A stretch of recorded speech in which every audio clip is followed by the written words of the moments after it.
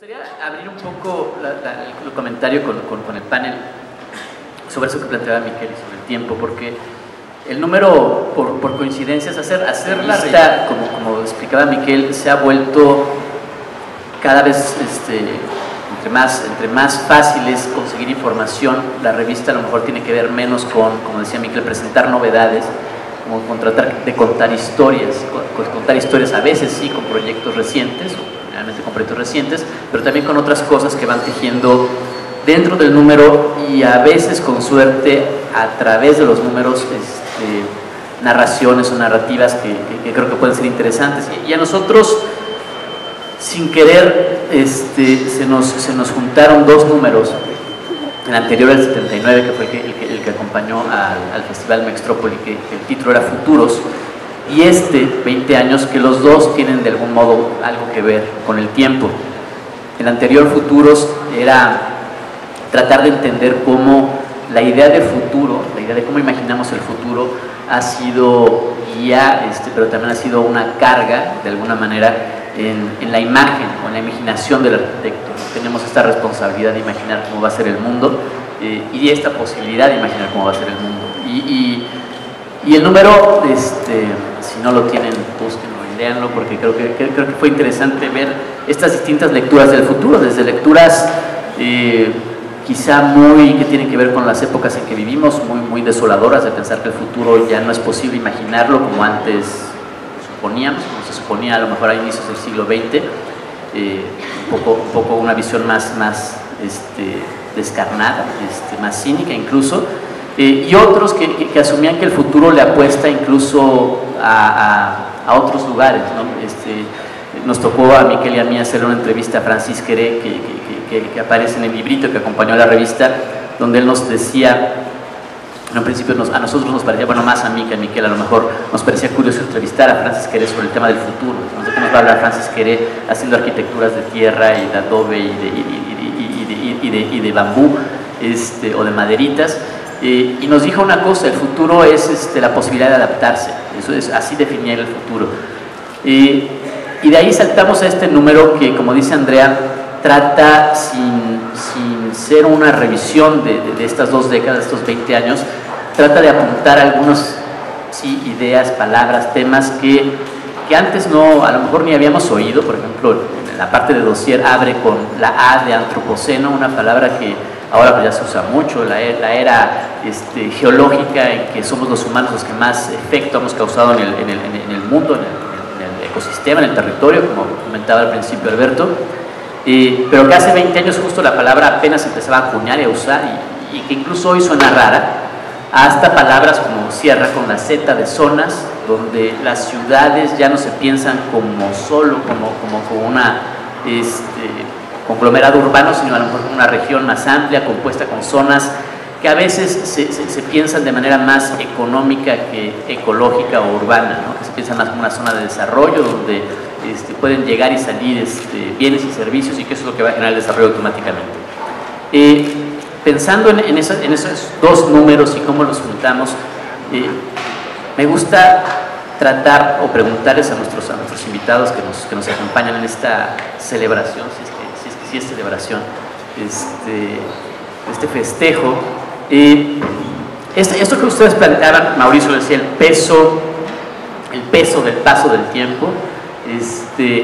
Alberto hablaba de esta otra responsabilidad, de otra forma de imaginar las ciudades a partir del territorio, a partir de cosas que no hemos hecho y a las que a lo mejor ya no nos da el tiempo suficiente de pensarlas de esa manera. Y Carlos también reflexionaba a partir de estas casi coincidencias o de estas sincronicidades, si lo decimos con el título, para no sonar muy pedante, no decir del libro, sino del disco de Police, que hace referencia al libro, de que de repente Rossi muere en el año que se inaugura el Guggenheim, donde le dan el premio a Sverrefen, y las cosas se enredan, ¿no? y el tiempo se vuelve más complejo de lo que a lo mejor pensábamos. En este tono, ¿cuál es nuestra posibilidad, aún como arquitectos, de imaginar tiempos distintos, tiempos mejores? ¿Es una posibilidad o sigue siendo una responsabilidad? ¿O se vuelve algo a lo mejor ya demasiado lejano para creerlo, ¿no? Para creer que todavía podemos como arquitectos asumir ese peso del paso del tiempo, no solo para la obra, no solo para lo que pensamos, sino para la ciudad, para el resto de las personas, ¿no? Bueno, continuando, interesante lo que propones.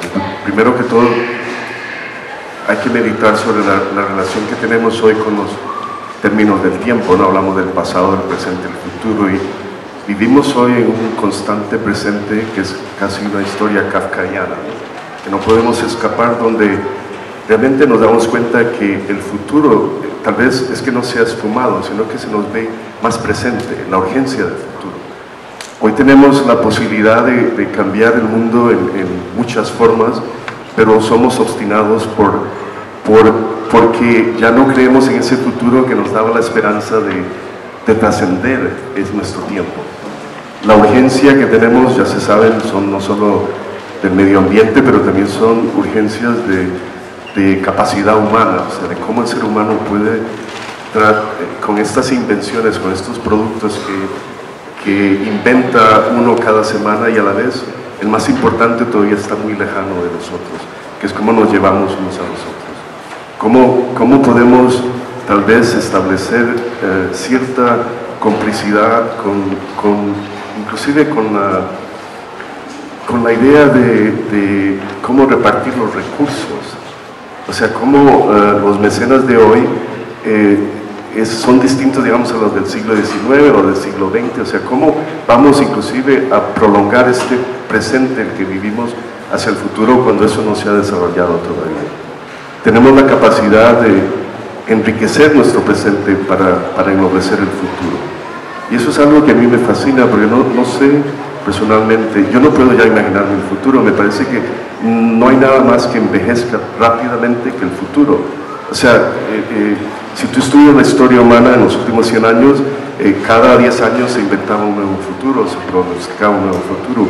Hoy estamos casi a la deriva de ese futuro, porque vivimos en un presente tan urgente y tan inseparable de generaciones que vendrán, generaciones cuya responsabilidad les va a caer a ellos.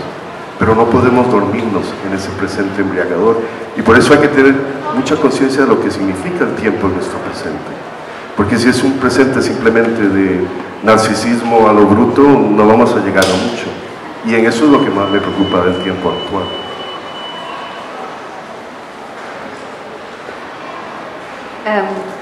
Bueno, yo ahora les voy a hablar con acento argentino para terminar de afinar sus oídos, pero concuerdo completamente con esta idea de que de alguna manera tenemos una responsabilidad.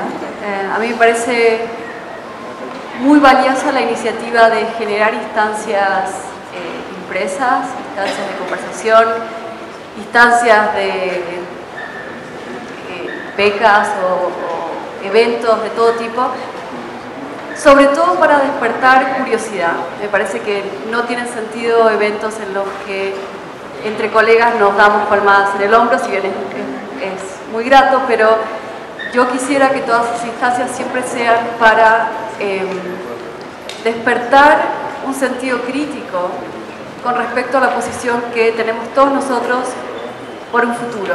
Si creyéramos que todo está resuelto, nada, nos sentamos en los laureles y me parece que estamos todos de acuerdo en que hay mucho por mejorar aún. Pero creo que también hay un aspecto importante que hay que recalcar, que vivimos en una época en la que incluso ahora, sentados aquí, las ediciones que hacemos, las páginas que visitamos, están todas mediadas. Todos estamos hablando de una disciplina que requiere esto, estar inmersos y a través de eso verificar si es que los valores que estamos construyendo o el tipo de relación que estamos construyendo es un mejor futuro. A mí me parece notable haber cambiado de posición y sentarme aquí, que de repente ustedes con todas sus caras y todos esos libros están al unísono diciendo una misma cosa. Estamos todos acá haciendo una continuidad de lo que hay en esas repisas y a través de esta conversación pensando cómo seguir construyendo lugares en los que nos veamos representados, nos veamos mejor, nos veamos improved, estoy como tú, mejorados como individuos y como comunidad global en este momento.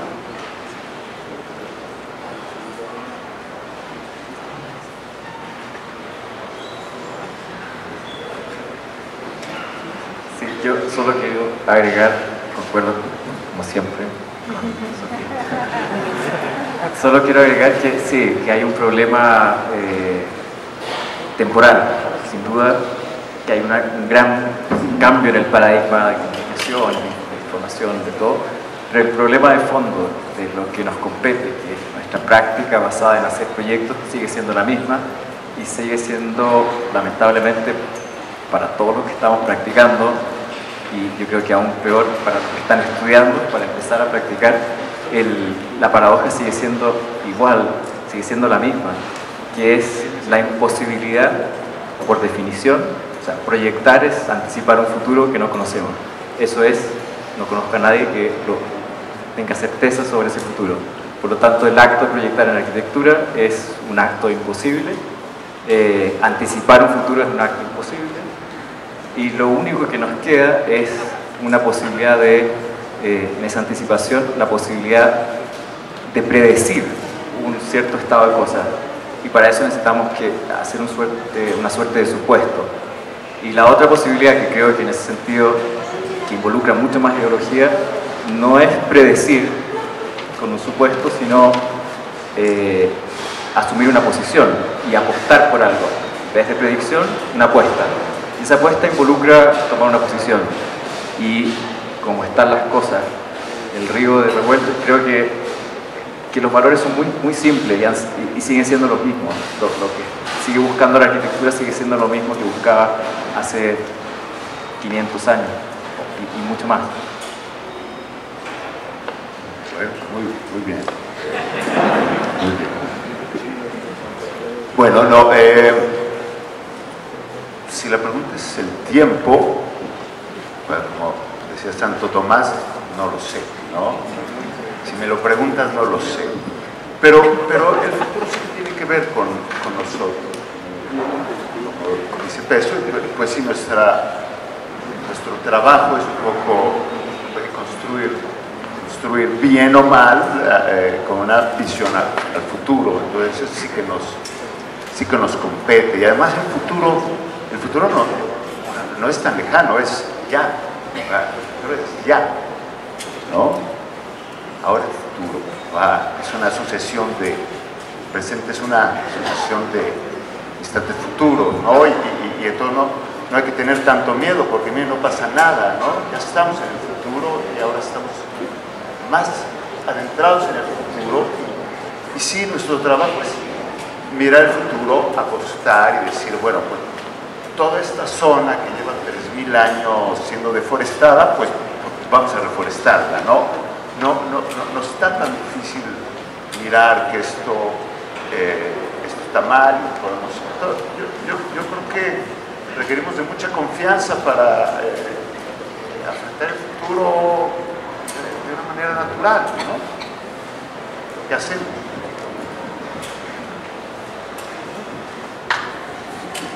Creo que Alberto estaba definiendo un poco más esa palabra, la primera de las que citaste, de esas 20 palabras, ¿no? Una lectura de antropoceno, de antropocéntrica, ¿no? De cómo si realmente nosotros, como arquitectos, y entendida la humanidad como arquitecta del destino, sí puede modificar, diseñar el futuro, no sé si es el tan inmediato o el futuro a medio plazo, ¿no? Quizá alguna otra de esas palabras nos daría pie a tratar de dibujar el tiempo y la arquitectura.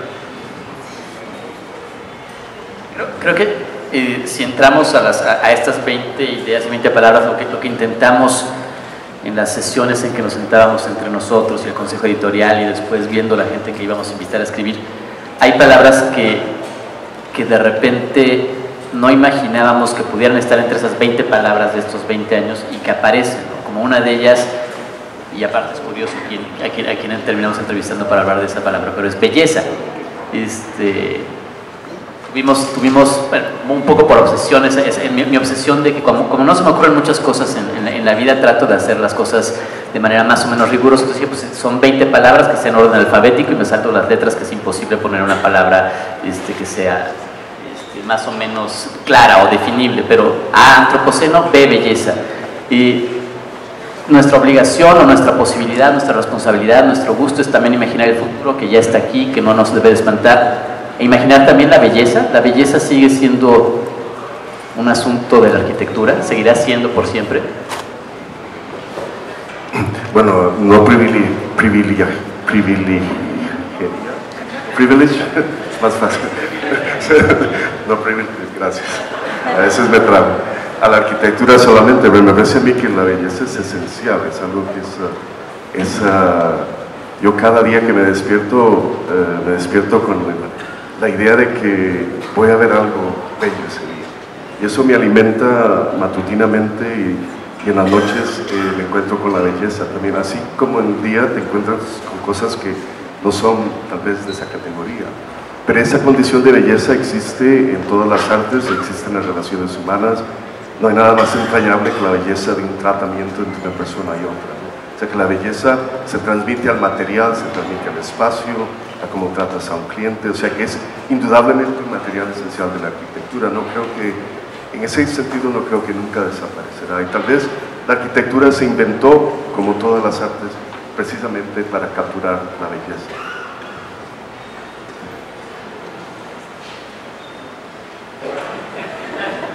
Totalmente de acuerdo, ¿no? Sí, es una consecuencia yo creo que el problema de la belleza es cuando se busca como un resultado sin tener en cuenta que es una consecuencia de ciertas acciones. Resulta, y cuando resulta naturalmente es cuando resulta correctamente.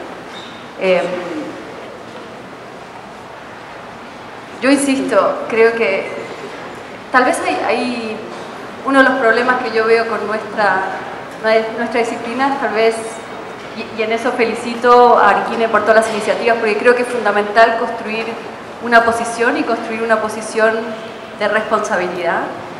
Me parece que por muchos años la arquitectura, y se escucha mucho, pareciera estar al servicio de otras fuerzas mayores y no tener una fuerza generadora interna, que luego puede estar al servicio de otros también, ¿no? Pero que se autoimpulsa.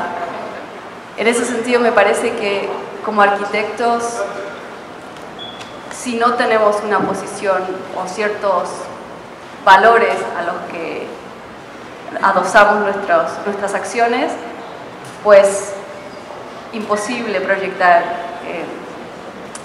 ningún tipo de autoridad. Después, por supuesto, uno puede discutir si está de acuerdo con el resultado de esa proyección de autoridad de una manera. El lenguaje es el de poner cosas en una realidad. Yo no me considero buena hablando, trato de hacer lo posible, pero trato de que sea la arquitectura la que hable más. Y en ese sentido, todo lo que creo que casi todos ustedes pueden haber visto en nuestro trabajo es una mediación de nuestro trabajo. No sé si hay alguien acá que haya estado en Chile en nuestras obras.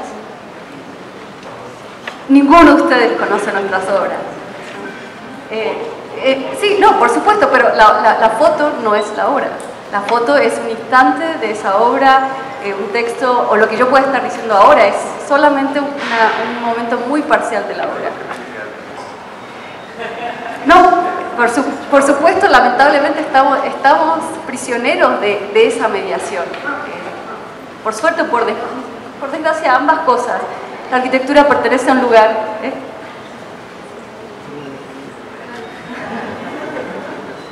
No, que insisto, que la bella al final tenemos que traducir nuestras acciones a algo que se construye, que pertenece a cierto lugar y que ojalá lo podamos verificar en ese lugar. Luego, la belleza, si se lee como consecuencia de esa experiencia, bien. ¿Qué quieres decir tú? Me mira con cara de que tengo que decir algo.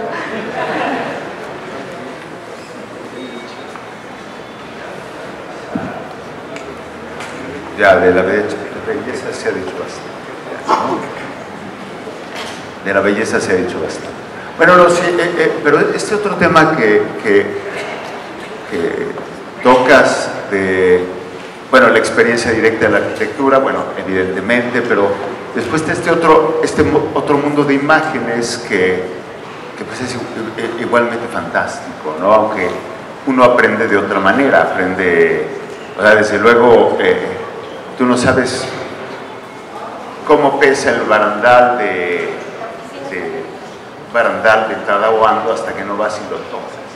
No era un tubo, es una barra sólida, ¿no? Y está atornillada así a la pared. Entonces, desde luego esa experiencia de la arquitectura es importante, y la arquitectura te sorprende, o entras a una casa de Barragán y es un laberinto, y una espiral mágica por ahí, un juego de luces, pero también la arquitectura, como ya han dicho antes, es papel también, y son ideas, y son imágenes, y esa labor, bueno, pues parte del festejo de hoy, ¿no? Es una labor que han hecho intensamente Miquel y su equipo, y bueno, quizás la arquitectura más fantástica, y yo me enrolé como arquitecto porque no conocí a ningún arquitecto en mi vida hasta que era la escuela de arquitectura, fue a través de imágenes fantásticas de Piranesi y de Escher y de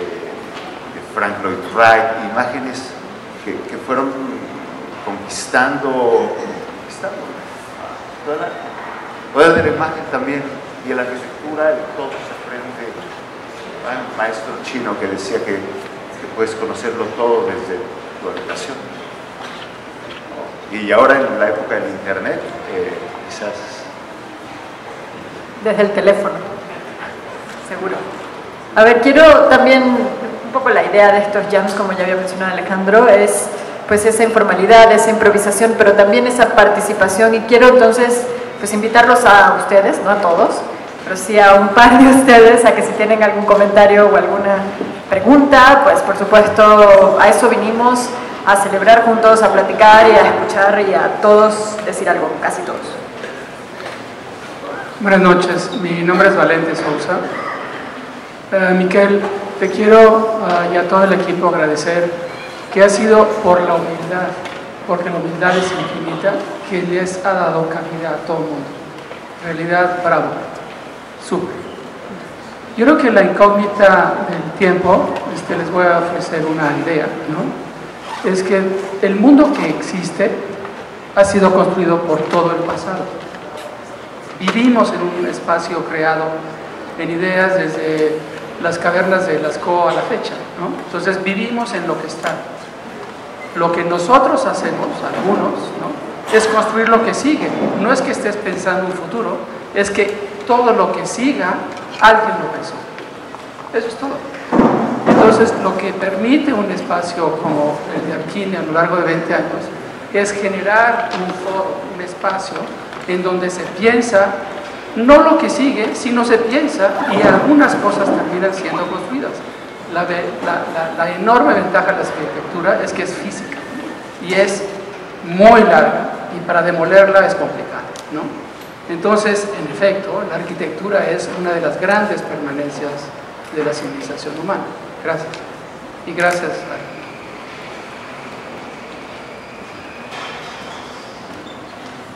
¿Alguien? ¿Quién levantó la mano?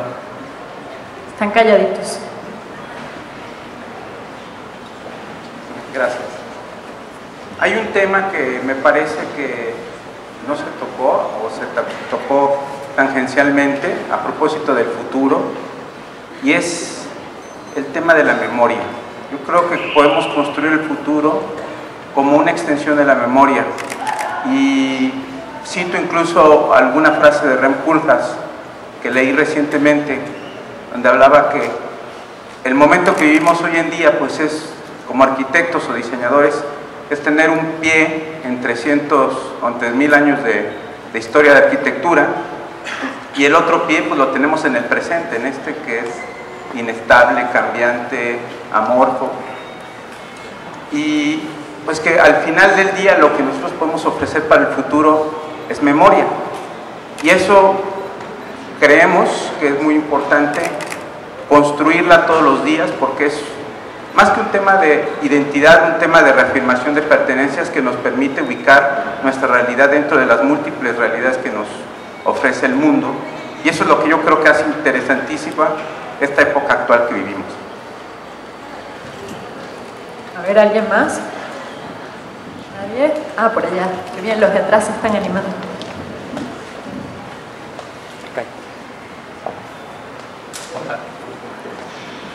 Hola, buenas noches. Trayendo el tema de las 20 palabras de las que habla la última edición de la revista, y un poco también acerca de las realidades de esta época, hay una palabra que ahora está de moda, es la posverdad. ¿Cómo distinguimos en este tiempo la arquitectura que es real, de la que es ficción o de la que es espectáculo? ¿Cómo podemos acercarnos a ella con ojos críticos y distinguir de la que es una farsa? Perdón, tú dijiste posverdad. Nunca lo vi. ¿Qué es eso? Sí. Bueno, qué preguntas más profundas. Es un encuentro filosófico aquí. El tiempo, la belleza. Acuérdate de lo que dijo Oscar Wilde, dijo algo muy bonito de la belleza. Dijo, lo más bello de la belleza es que no la puedes explicar. Eso es lo más bello. Pero hablando de esto de la verdad, es curioso que tú dices como las imágenes se apoderan de la propia realidad de la arquitectura. Así es. Sí, pero por eso mencionaba, cuando hablaba de Aldo Rossi y de Frank Gehry, a eso me refería precisamente, porque el edificio de Gehry se celebró precisamente por la inmediatez de su imagen instantánea, ¿no? Fue un fenómeno inesperado en el mundo y se apoderó de todo el planeta, ¿no? Tanto así que se convirtió de pronto en un milagro, en un efecto, en muchas cosas. Pero lo más bello es que esa instantaneidad ya era una memoria en su futuro, porque lo más bello del Guggenheim no es realmente simplemente la obra de Gehry, es como el paisajista incorpora el edificio a la ría, como el puente se une al edificio, la obra de Jeff Koons, inclusive Thomas Krenz, el director del Guggenheim, las exposiciones, la desaparición de ETA, o sea, todo un fenómeno total que muchos otros no pudieron reproducir porque se dejaron llevar por una verdad instantánea, ¿no? Que se tenía que medir en el tiempo, en la memoria. Entonces muchos alcaldes, empresariales, empezaron a creer que era una cosa como una fórmula, pero se necesita más, es una verdad que no se puede simplemente vender por su facilidad mediática. Se desinfla como un marshmallow. Es que no es posible mantenerla. Entonces, alguien hablaba, creo que era Sofía Opez o Alberto, se me olvida, o tal vez tú, Alejandro, pero la idea del factor de que la arquitectura resiste precisamente por su vocación física. Y la belleza de la arquitectura reside en cómo esos elementos físicos de la arquitectura se desvanecen precisamente en el tiempo. O sea, que esa construcción del tiempo no es simplemente como un material envejece o como tienes que considerar una madera o un acero, sino cómo se vierte en otra verdad más contundente. Y entonces por eso siempre esta verdad inverosímil, es que no te entendí muy bien, posverdad. Eso suena un poco trompiano. Sí creo que Alex podría añadir algo. Una reflexión sobre la posverdad. Porque tampoco creo que nadie le entendemos mucho esto de la posverdad, no porque tú lo plantees, sino en la era que es como la usan trompiana, en que dices cualquier cosa y te la creen porque se repite n cantidad de veces en los medios y nadie la cuestiona y nadie la pone en duda, y no se puede poner en duda porque pero también creo que es un prejuicio nuestro, ¿no? Ya era desde Goebbels, ¿no? Repite algo no sé cuántas veces se convierta una mentira en verdad, ¿no? Y no es algo de nuestra época. Creo que luego nuestra época la juzgamos más duro porque es la nuestra, ¿no? Y no, ni modo que juzgarla más duro. Pero en el caso de la arquitectura y el espectáculo, la imagen, como decía hace rato también Alberto, yo creo que a veces, y debe de ser porque a mí me toca, no sé si por maldición o elección o una combinación, dedicarme mucho a arquitectura en papel, arquitectura en fotos, arquitectura en imágenes. A veces hablamos demasiado, despreciamos la idea de la arquitectura en la imagen, cuando sí ver un dibujo de Piranesi o dibujos de Escher, o pensar que la arquitectura clásica llegó a México y bueno, llegó a América en tratados, en grabados que después fueron reinterpretados y mezclados en invenciones geniales con la imaginería propia de nuestro país, de esta tierra y de lo que hacía la gente, y se reprodujo en otras cosas, y es ese viaje entre imagen, realidad que vuelve a ser imagen, incluso que algunos arquitectos dentro de su propia obra lo han aprendido a hacer o lo explotaban. Pienso en Miralles, que no dejaba de dibujar sus proyectos una vez construidos y volvía a ellos y los redibujaba, y muchos de ustedes lo hacen. Es porque esta relación entre espectáculo, imagen, como una forma que lo que hace es propiciar la imaginación y hacer de la memoria un elemento para imaginar, creo que es también parte de nuestro trabajo como arquitectos, ¿no? Entonces sí hay que ser cuidadosos a lo mejor de esta idea del mundo como puro espectáculo, y donde la verdad no tiene sustento, porque el último grito de la moda en lo que sea se convierte en lo mejor sin que haya sustento o análisis crítico. Pero creo que tampoco hay que tirar por la borda el hecho de que la imagen tiene justo ese poder, como decía Miquel, el poder de las palabras. Cuando habla Carlos, la imagen es lo que nos permite imaginar finalmente, ¿no? Y quizá en llevar el discurso de la posverdad en temas temas mediáticos es repetir una falsedad exponencialmente para convertirlo en verdad. Yo creo que sería en arquitectura como pensar que el edificio más instagrameado es el mejor, ¿no? ¿Qué pasa? ¿Algún otro comentario, pregunta, intervención? No, solo quería hacer una pregunta para el resto del panel. ¿Cuál será la arquitectura de la pre-verdad? ¿Habrá más auténtica o mentira?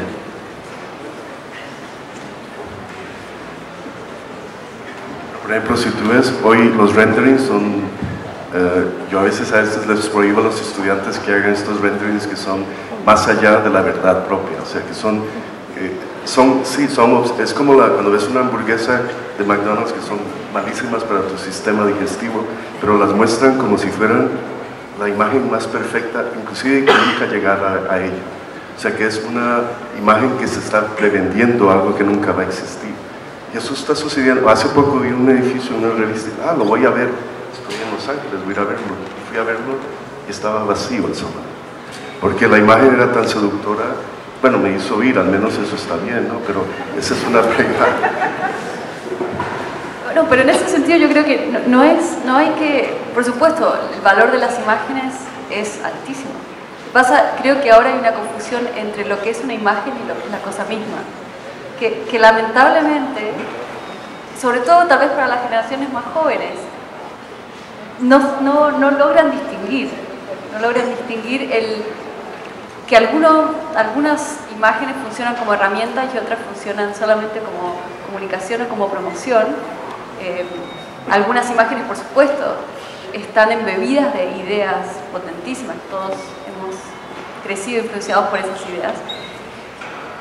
Tal vez quería decir una cosa con respecto a la memoria, que es muy importante, que por supuesto tenemos que estar conscientes de ella, pero también, no sé, si han leído el cuento de Borges, de Funes, El Memorioso, que a mí me encanta porque me parece sumamente claro con respecto a el peligro de querer recordarlo todo, el peligro de retenerlo todo, que al final imposibilita vivir un presente y menos proyectar un futuro, porque es todo memoria, ¿no? Ocupa el mismo espacio que el tiempo que le tomó existir a esos eventos, a esos olores, a esos colores. Entonces me parece que es fundamental también ser conscientes de un pasado, pero por suerte tenemos todos nosotros menos Funes la capacidad de olvidar y de abstraer y de filtrar y de seleccionar lo que sí es importante y lo que sí necesitamos que perdure o hacerle eco como para o reforzarlo o modificarlo En ese sentido, me parece que la arquitectura tal vez más potente es justamente la que ha logrado tener el ADN de algo que viene de la memoria, pero sin estar haciéndole eco literalmente y ocupando el lugar de algo nuevo.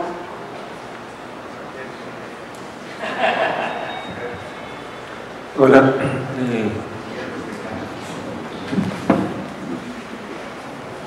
No recordaba, Miquel, que iban a hablar sobre el tiempo.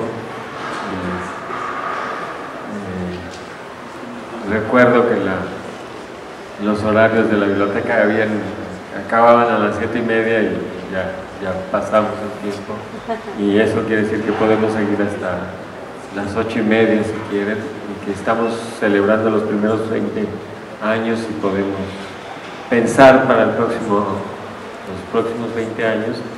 Y me parece que hablar sobre el tiempo en singular quizás un poco nos impide pensar la complejidad del tema, ¿no? Pienso por ejemplo, en este edificio y voy viendo los distintos materiales y las distintas maneras en las que reconstruyen o reaccionan ante el tiempo, ¿no? El vidrio, el acero, la madera, el concreto, y pienso en lo que propician alrededor del tiempo, ¿no? Hablaban de la memoria, pero también hay una forma de vivir el tiempo que es el olvido. Hablaban de la aceleración, y también me parece que una de las cosas que hace la arquitectura es o la aceleración o la pausa. Una de las cosas que permiten o impiden la arquitectura es, y lo veo cotidianamente en esta biblioteca, en donde, tú hablabas de los arquitectos que regresan y vuelven a dibujar, y uno acá pasea y vuelve a descubrir. Una de las cosas que a mí más me asombra es la infinidad de tiempos que hay acá, que conviven y que en parte están propiciados por el espacio y por una visión en donde esto mismo son muchos tiempos, y hay un tiempo, incluso un tiempo, Alberto lo insiste mucho en el tiempo de la cultura y el tiempo de la natura, ¿no? Ahí hay en la parte trasera un hijo del árbol del tul, el árbol más ancho del mundo, un árbol que tiene 2500 años, y yo siempre trato de acabar pensando un poco en esa imagen, en lo que se verá de esto 2500 años después, ¿no? Y qué imaginarán de este edificio o cualquier otro edificio, desde la casa más humilde que divide un tiempo y es un tiempo público, un tiempo privado, un tiempo íntimo que permite regresar, retornar, imaginar, etc. Por eso pienso que el tiempo, así como un tiempo, es algo que deberíamos empezar como tantas otras cosas, a abrir en el sentido de la diversidad de tiempos. Y entonces podríamos seguir pensando mucho tiempo. Acá estamos abiertos hasta las 7:30 de la mañana, que ya tendrán que limpiar, o 20 años más, como quieran. Pero bueno, pues muchas gracias por abrir esta discusión.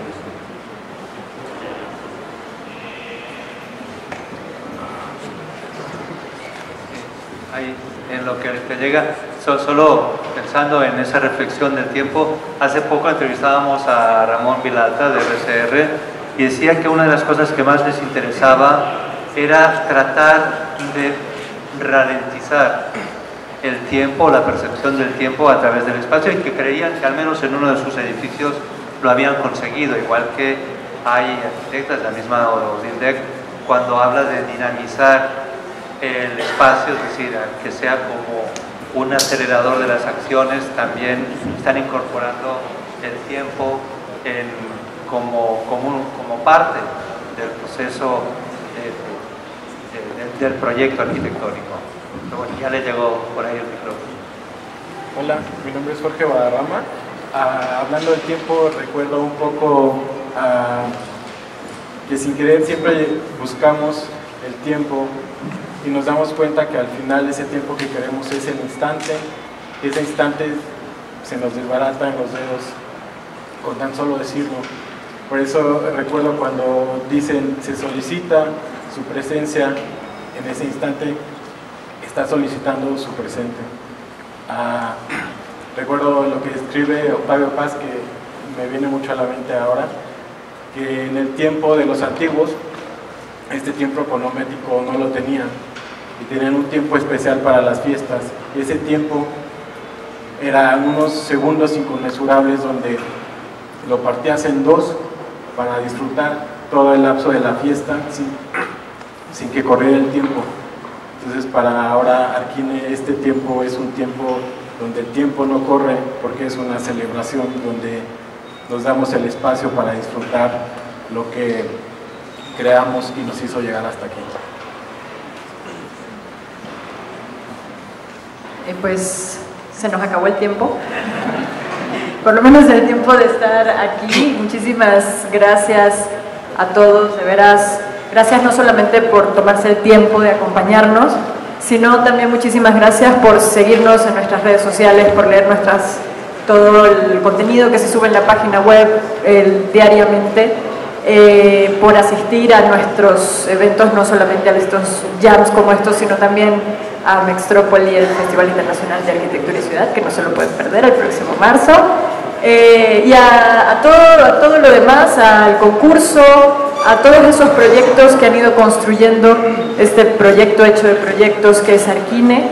Queremos también invitarlos a que de cierta manera en estos libros que hacemos, que hoy tenemos sobre la mesa, 100% Plus, que si algo hace es un resumen, se podría decir, del tiempo de esos 100 arquitectos del siglo XX en México. Esta es una segunda edición a la que agradecemos al Fondo Nacional para la Cultura y las Artes el apoyo proporcionado para hacer este proyecto, esta segunda edición de un libro que salió hace unos años, 5 años, 6 años, y que hoy lo volvemos a traer a ustedes ampliado, revisado, esperamos que ya 100% correcto, pero que queremos a través de los libros que se conviertan también en esas herramientas, en esos objetos que de cierta manera son testigos también de lo que pasa en determinado tiempo, y que pues que sigan siendo parte de esta comunidad que hoy es Arquine y en la cual se sostiene gracias a cada uno de ustedes, a cada uno de los que está aquí hoy.